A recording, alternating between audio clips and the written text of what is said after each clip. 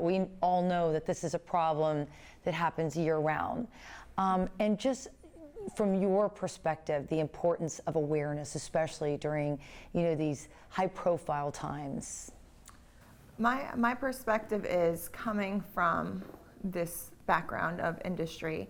The biggest point I like to point out is that people always assume that it's a woman's choice and that she's choosing to be in these dark areas. This is a time in her life where she's really just surviving. There is a lot more emotional, mental, and in a sense physical bondage that a lot of people aren't aware of. And that's why spreading the awareness of those matters is the most important thing that you can ever share, because it's not just a, why doesn't she leave? Because that's not an option. When you're bound in such a way mentally and emotionally, it's like a paralysis. It's like you kind of think that you can make a movement, but you can't. And you're paralyzed, and it's like invisible chains. I like to always share that you're stuck. And it's a cycle, and we teach this even to women that we encounter. It becomes a cycle because a lot of the women are struggling with abuse. And that is in a sense of physical, or they're abusing drugs. And it's like a captivity that you just can't escape from.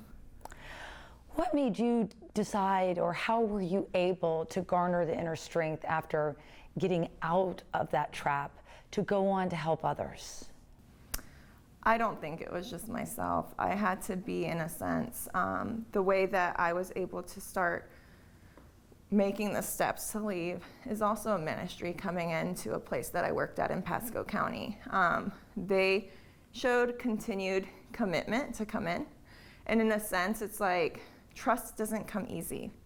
And even till this day, it's something that has been learned.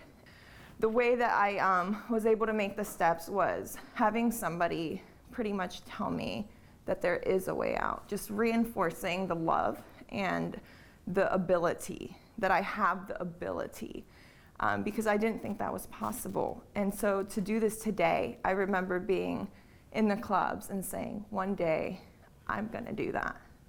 And that was the first glimmer of hope I was able to feel in a very, very, very long time. So you were actually there when, the volunteers would come in and talk to victims of human trafficking and, be there for them to show that there is support. And I would imagine that it takes many steps to garner that trust. Right. So this was back in 2014 for me, and I was already in the industry over 7 years.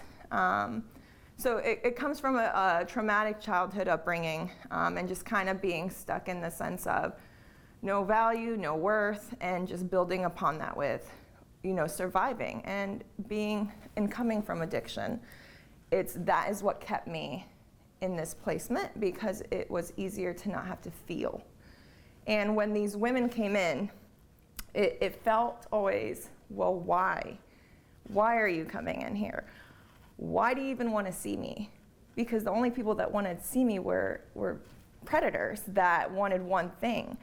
So when they came in and showed a sense of love on their face, it took a very long time. I was very resistant. But the manager did, in a sense, force us to come up, to greet them, to make it seem like everything's fine here, don't worry about us, we're just kind of running a business. So to create this illusion. When the ministry came in Pasco and they continued, I would see them multiple times. And it wasn't until one time that she asked me, what do you dream to do? And in that moment, I couldn't remember. I don't think I had a long-term dream, because I thought I was gonna be stuck there for the rest of my life.